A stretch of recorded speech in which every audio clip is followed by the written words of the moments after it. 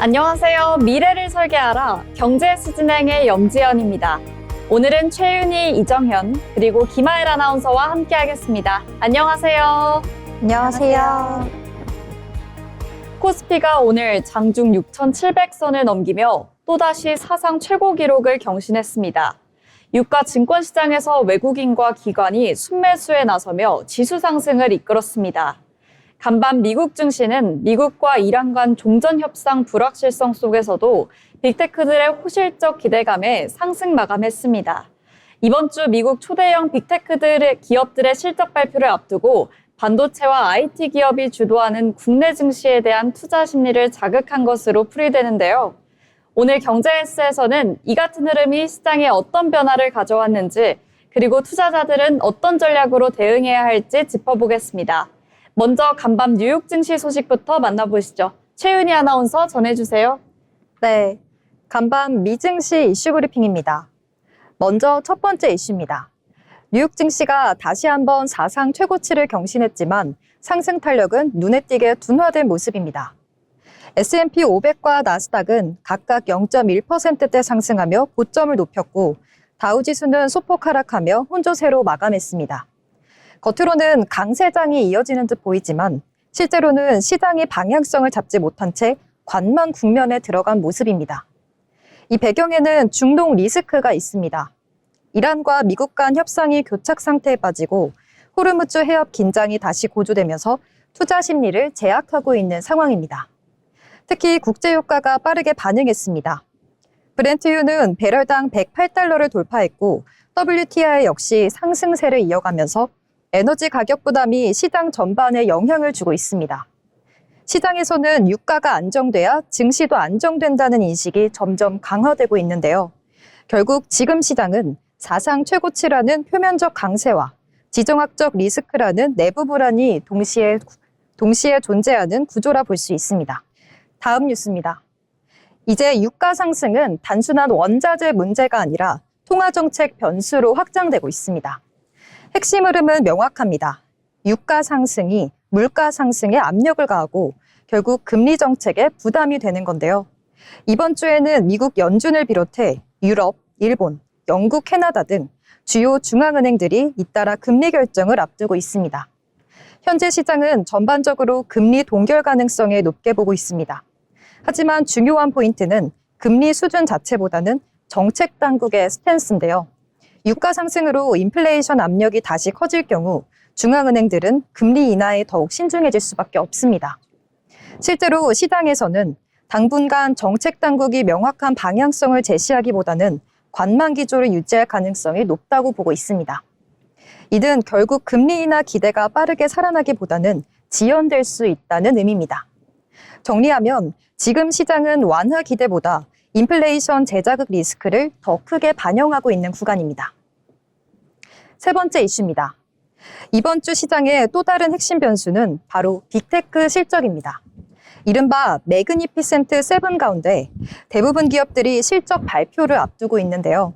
알파벳, 마이크로소프트, 아마존, 메타, 애플까지 글로벌 핵심 기업들의 성적표가 한 주에 집중되고 있습니다. 현재 증시 상승의 핵심 동력이 AI 기대감이라는 점을 고려하면 이번 실적에서는 단순한 실적 숫자보다 AI 투자 규모와 성장 전략이 더 중요한 변수로 작용할 이야기입니다. 실제로 시장에서는 AI 수요 확대 기대감 속에 메모리 반도체 관련 종목들이 강세를 보이기도 했습니다.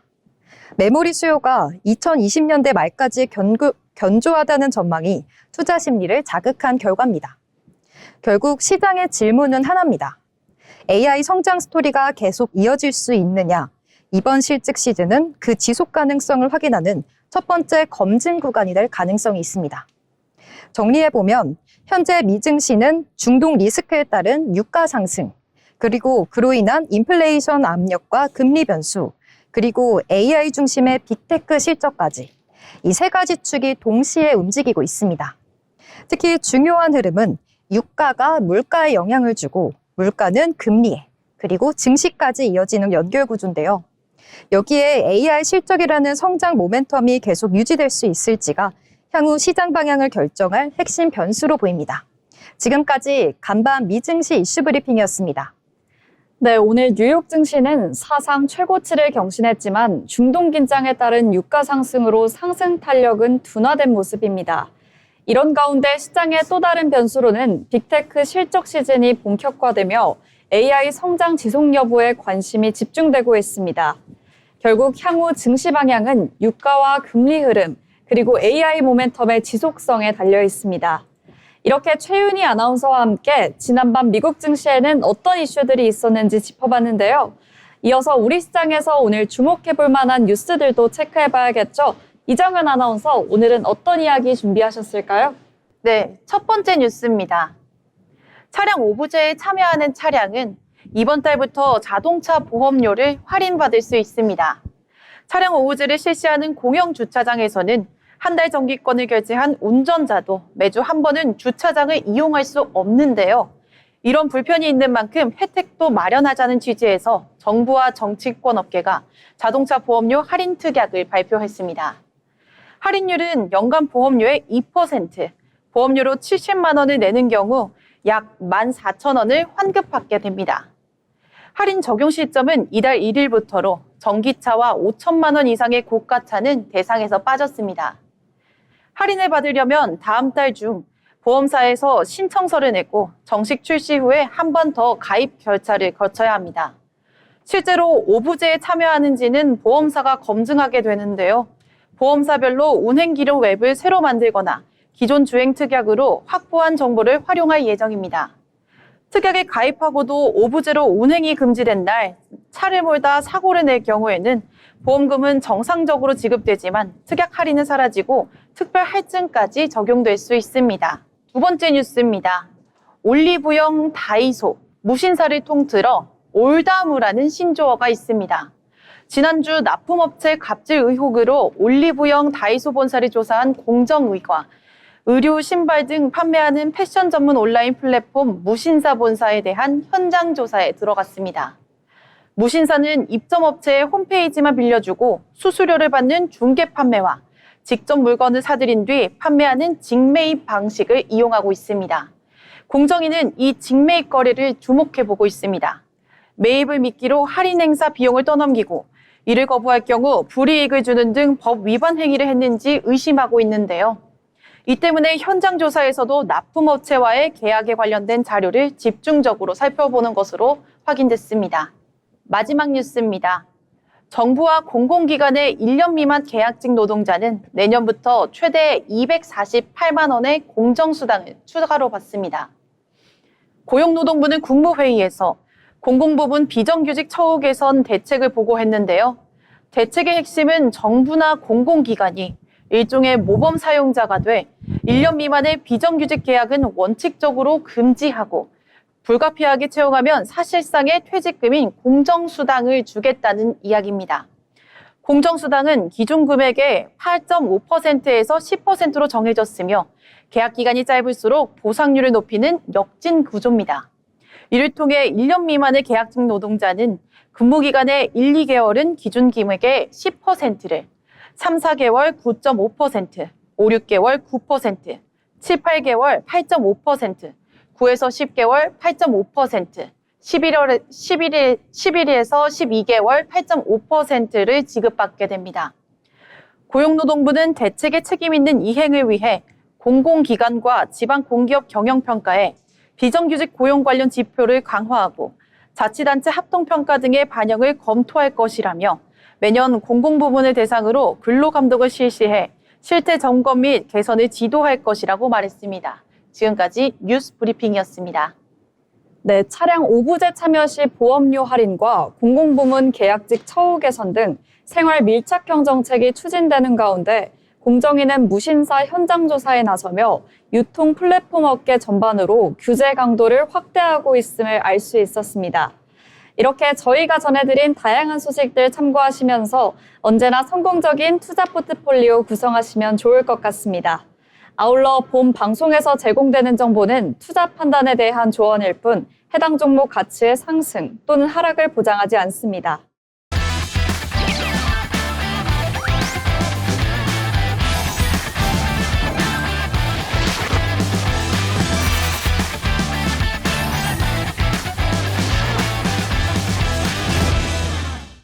네, 이번 시간은 부자가 되고 싶은 아나운서들이 모여 주식과 경제 이야기 나눠보는 돈의 맛 시간입니다. 먼저 국내 증시 마감 상황 알아보겠습니다. 김하일 아나운서 전해주시죠. 4월 28일 화요일 국내 증시 마감 시황입니다. 오늘 시장은 뚜렷한 방향성 속의 상승 흐름 이어가면서 견조한 마감 흐름을 보였습니다. 최근 이어지고 있는 실적 시즌 기대감과 함께 대형주 중심의 매수세가 유입되면서 지수에 힘을 실어주는 모습이었는데요. 특히 반도체와 2차 전지 관련 종목들이 강세를 보이면서 투자 심리를 지지했습니다. 다만 중동 지역을 둘러싼 지정학적 리스크와 글로벌 금리 경계감은 여전히 시장의 부담 요인으로 작용하고 있습니다. 이처럼 기대와 경계가 공존하는 가운데 오늘 시장은 종목별 차별화 흐름이 이어진 하루였습니다. 오늘 증시 자세히 살펴보겠습니다. 먼저 코스피 지수입니다. 코스피는 전거래일보다 0.39% 상승한 6,641선에서 마감했습니다. 장 초반 상승 출발하면서 6,600선을 빠르게 회복한 이후 오전 한때 상승폭을 키우면서 강한 흐름을 보였는데요. 이후에는 차익 실현 매물이 나오면서 상승폭을 일부 반납했고 장중 내내 등락을 반복했고요. 오후 들어서는 뚜렷한 방향성 없이 보합권 흐름을 이어갔습니다. 결국 장 막판까지 큰 변동 없이 상승 흐름을 유지한 채 마감했습니다. 다음으로 코스닥 지수입니다. 코스닥은 전거래일보다 0.86% 하락한 1215선에서 마감했습니다. 장 초반 큰 폭으로 하락 출발한 이후 오전 한때 낙폭을 키우면서 약세 흐름을 보였는데요. 이후에는 저가 매수세가 유입되면서 낙폭을 일부 만회했지만 반등 흐름은 제한적인 모습이었습니다. 오후 들어서도 뚜렷한 방향성 없이 약보합권에서 등락을 이어갔고요. 결국 장 막판까지 반등에 힘을 받지 못하면서 하락 마감했습니다. 코스피 수급 상황 이어서 살펴보겠습니다. 외국인이 1,800억 원 가까이 순매도에 나선 가운데 개인도 1,300억 원 넘게 매도 우위를 보이면서 차익 실현에 나섰습니다. 반면 기관은 3,500억 원대 순매수에 나서면서 지수 하단을 지지했는데요. 오늘 코스피 시장은 기관이 매수세를 이끌면서 상승 흐름을 방어하는 모습이었습니다. 코스닥 수급 상황도 이어서 살펴보겠습니다.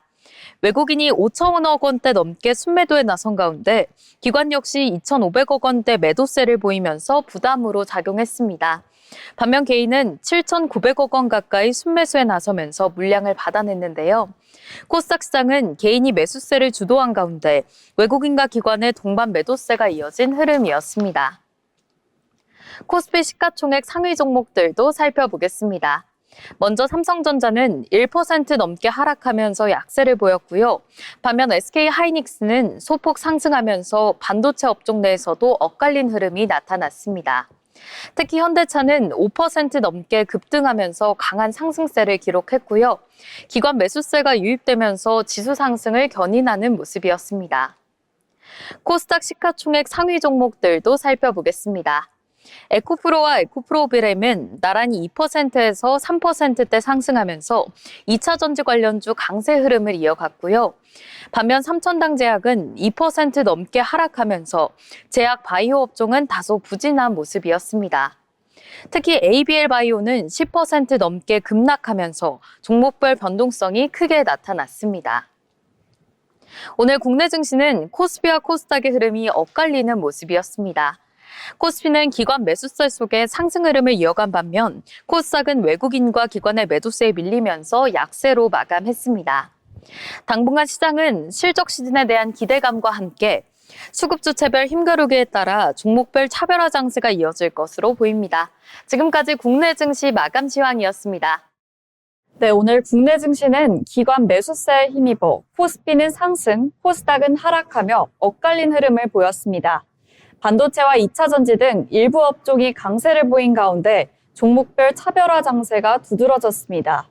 향후 시장은 실적 시즌 기대감과 수급 흐름, 그리고 대외 리스크에 따라 방향성이 결정될 전망입니다. 그럼 오늘 장에서 어떤 종목들이 주목받았는지도 살펴봐야겠죠? 먼저 최윤희 아나운서, 어떤 종목일까요? 네, 오늘 제가 가져온 종목은 바로 LG전자입니다. LG전자가 엔비디아와의 인공지능 협력 기대감에 힘입어 장 초반 급등세를 보였습니다. 최근 시장에서 주목받고 있는 피지컬 AI 분야에서 협력 가능성이 부각되며 투자 심리가 빠르게 개선되는 모습이었습니다. 이번 상승은 LG전자와 엔비디아 간 전략적 협력 논의 소식이 핵심 배경인데요. LG전자 최고 경영자가 엔비디아 로보틱스 부문과 만나 AI 사업 협력 방안을 논의한 것으로 전해졌습니다. 특히 LG전자의 홈로봇 클로이드를 엔비디아의 로보틱스 플랫폼 아이작에 접목하는 방안이 거론되고 있습니다. 여기서 피지컬 AI는 단순 소프트웨어가 아니라 로봇처럼 실제 환경에서 움직이며 작동하는 인공지능을 의미하는데요. 자율주행, 로봇, 스마트홈 등으로 확장되는 차세대 AI 분야로 평가받고 있습니다. 시장에서는 이번 협력을 단순한 기술 제휴를 넘어 LG전자가 미래 로봇과 AI 산업에서 입지를 확대할 수 있는 계기로 보고 있습니다. 결국 이번 주가 상승은 AI 신사업 기대감이 반영된 흐름으로 해석됩니다. 그럼 차트 보겠습니다. 시가는 13만 1,800원이고 고가는 14만 9,000원, 그리고 마감 시 종가는 13만 9,900원으로 거래됐습니다. 지금까지 LG전자였습니다. 네, LG전자가 엔비디아와의 피지컬 AI 협력 기대감으로 급등하며 투자 심리가 빠르게 개선됐습니다. 로봇 플랫폼 아이작과 홈 로봇 클로이드의 연계 가능성이 부각되며 AI 신사업 성장 기대가 주가를 끌어올린 핵심 요인이었는데요. AI 로봇 협력이 구체화된다면 단기 기대감을 넘어 중장기 성장 스토리로 이어지겠습니다. 그럼 다음 특징주도 함께 만나보겠습니다. 대우건설이 올해 1분기 시장의 전망치를 2배 이상 뛰어넘는 깜짝 실적을 기록하며 급등세를 보였습니다. 특히 외국인과 기관의 대규모 동반 매수세가 유입되며 주가를 강하게 끌어올리는 모습이었습니다. 오늘 오전 9시 35분 기준 대우건설 주가는 전거래일 대비 16.57% 오른 38,750원에 거래됐습니다. 대우건설은 이날 올해 1분기 연결 기준 잠정 실적 집계 결과 매출은 1조 9,514억 원, 영업이익 2,556억 원, 당기순이익은 1,958억 원을 기록했다고 공시했습니다. 매출은 전년 동기 대비 6% 감소했지만 영업이익은 68.9% 증가했습니다. 대우건설의 영업이익이 2천억 원대를 달성한 건 14분기 만인데요. 대우건설 관계자는 중동 지역 지정학적 리스크 등 외부 불확실성이 커지고 있으나 경쟁력을 갖춘 미래 에너지 인프라 비중을 높이고 사업 포트폴리오를 지속적으로 다각화할 것이라고 강조했습니다. 그럼 다음 특징주도 함께 만나보겠습니다. 이정은 아나운서 어떤 종목 준비하셨을까요? 네, 오늘의 특징주로 포스코 홀딩스를 준비했습니다. 포스코 홀딩스가 중국 철강 감산에 따른 업황 개선 기대감과 리튬 가격 폭등이라는 격포제에 힘입어 오늘 장중 52주 신고가까지 달성했는데요. 주가는 장 초반부터 강한 매수세가 몰렸습니다. 급격한 주가 변동성으로 인해서 개장 초반에 주식 선물 및 주식 옵션 2단계 가격 제한부 확대 요건 도달 공시가 발동되기도 했습니다. 이에 발맞춰 포스코는 최근 고객사의 2분기 열연과 냉연 강판, 후판 등 주요 탄소강 제품의 유통 가격을 톤당 5만 원 인상한다고 통보했습니다. 중동발 지정학적 리스크 부각 속에서 2차 전지 핵심 소재인 리튬 가격이 반등한 점도 강력한 상승 동력으로 작용했는데요. 증권가에서는 주력 품목의 가격 인상 등을 이유로 3분기까지 실적이 양호할 것으로 보고 있으면서 아시아 철강 가격은 지금껏 가장 오르지 않은 상품이라고 분석했습니다. 오늘 포스코 홀딩스는 장 초반 42만 원에서 시작해 장중 52주 신고가 48만 2천 원까지 올랐다가 이제 장 마감으로 46만 9천 원에 장 마감했습니다. 네, 포스코 홀딩스는 중국 철강 감산 기대와 리튬 가격 반등, 그리고 제품 가격 인상까지 맞물리며 장중 52주 신고가를 경신하는 강한 상승세를 보였습니다. 철강 업황 개선과 2차 전지 소재 모멘텀이 이어진다면 단기 상승 흐름이 추가적으로 이어질 가능성도 있으니 이 점도 함께 주목해보면 좋을 것 같습니다. 네, 이렇게 오늘 주목받았던 특징주들 함께 만나봤습니다. 이처럼 글로벌 이슈와 산업 흐름에 따라 시장이 빠르게 움직이고 있는 만큼 저희가 전해드리는 내용들 참고하셔서 투자 포트폴리오를 구상하시면 좋을 것 같습니다. 계속해서 증권사에서 발간한 리포트를 알기 쉽게 전해드리는 투자 리포트 시간입니다. 최윤희 아나운서, 오늘은 어떤 내용 준비하셨을까요? 네, 오늘 분석할 리포트는 키움증권에서 발행한 AI 인프라의 다음 주제 관련 내용입니다. 요즘 시장에서 AI 이야기는 빠지지 않고 있죠. 그런데 이번 리포트는 단순히 AI가 뜬다가 아니라 앞으로 돈의 흐름이 어디로 이동할지를 짚었다는 점에서 의미가 있습니다. 먼저 핵심 흐름부터 짚어보겠습니다. 지금까지 AI 산업은 데이터를 많이 모아서 학습하는 데 집중해왔습니다. 하지만 이제는 방향이 바뀌고 있습니다. 앞으로는 얼마나 똑똑하냐보다 얼마나 빠르게 반응하느냐가 더 중요해지고 있습니다. 이걸 실시간 추론, 리얼타임 인퍼런스라고 합니다. 예를 들어 자율주행차를 보면 몇 초 뒤에 판단하면 의미가 없죠. 그 순간 바로 반응해야 합니다. 그래서 등장한 개념이 바로 엣지 디바이스입니다. 쉽게 말하면 멀리 있는 데이터 센터가 아니라 기기 자체 혹은 가까운 곳에서 바로 처리하는 방식입니다. 이렇게 하면 속도가 훨씬 빨라지고 지연도 크게 줄어듭니다. 두 번째는 데이터 흐름 자체가 바뀌고 있다는 점입니다. 기존에는 우리가 영상을 보거나 검색을 할 때 데이터를 받는 것, 즉 다운링크 중심이었습니다. 하지만 지금은 사진을 올리고 영상을 보내고 AI에게 질문을 계속 던지면서 데이터를 보내는 것, 즉 업링크 비중이 빠르게 늘고 있습니다. 이 변화는 단순한 사용 방식 변화가 아니라 통신 인프라 자체를 바꾸는 신호입니다. 세 번째는 그래서 등장하는 새로운 인프라입니다. 리포트에서는 AI-란이라는 개념을 강조합니다. 조금 쉽게 풀어보면 기지국에서 데이터를 바로 처리하는 기술입니다. 기존 기지국은 데이터를 전달만 했다면 이제는 그 자리에서 바로 계산까지 하는 작은 데이터 센터 역할을 하게 된 거죠. 이 흐름은 엔비디아가 주도하고 있고 통신 구조에서는 오란이라는 방식이 함께 확산되고 있습니다. 특히 AT&T가 이 구조를 확대하겠다고 밝히면서 시장 관심도도 높아지고 있습니다. 다만 아직은 초기 단계이기 때문에 지금은 실적보다는 방향성을 보는 구간입니다. 네 번째는 반도체 구조의 변화입니다. 지금까지 AI 하면 GPU가 핵심이었죠.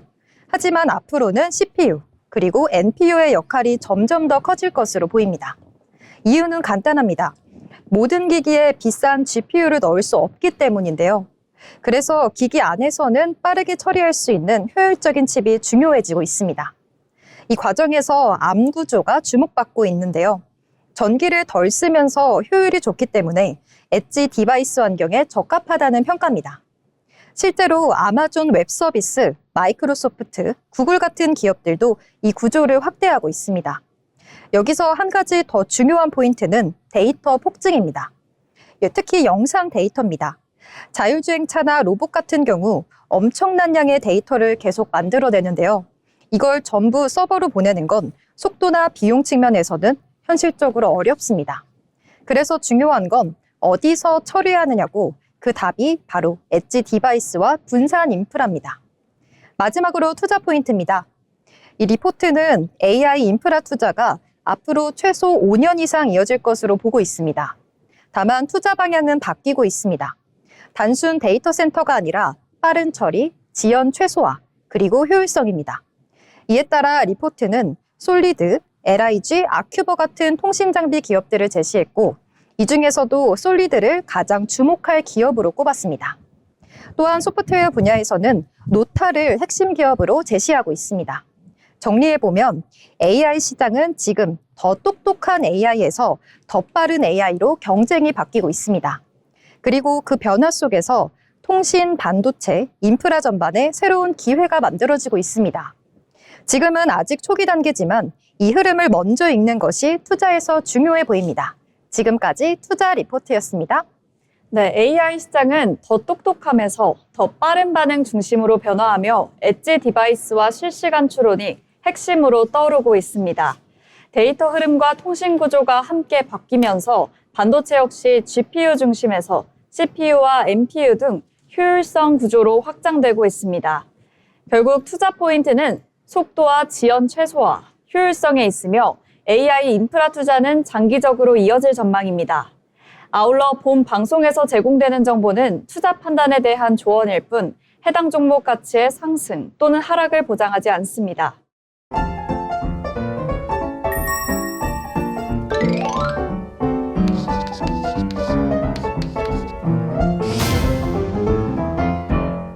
네, 오늘 방송 벌써 마칠 시간이 다가왔는데요. 그럼 마지막으로 오늘 시장을 한 줄로 요약해 보도록 하겠습니다. 먼저 최윤희 아나운서부터 오늘장 어떻게 보셨을까요? 네, 오늘 시장은 한마디로 신고가 랠리의 연속이었습니다. 개인과 기관의 매수세에 힘입어 코스피는 이틀 연속 사상 최고치를 경신했고 장중 6,700선을 돌파하며 상승 동력을 다시 한번 확인했습니다.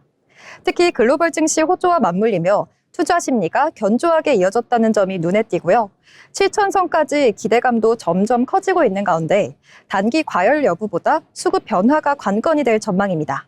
이 상승 흐름이 어디까지 이어질지 내일 장에서도 한번 확인해 보겠습니다. 네, 좋습니다. 그러면 이정현 아나운서는 오늘장 어떻게 보셨을까요? 네, 오늘 시장 마치 지붕 뚫고 코스피 이렇게 말씀드리고 싶습니다. 코스피가 3거래일 연속 사상 최고치를 경신하고 있는데요. 오늘 시가총액 기준 영국을 제치고 우리 시장, 세계 8위 시장에 등극했습니다.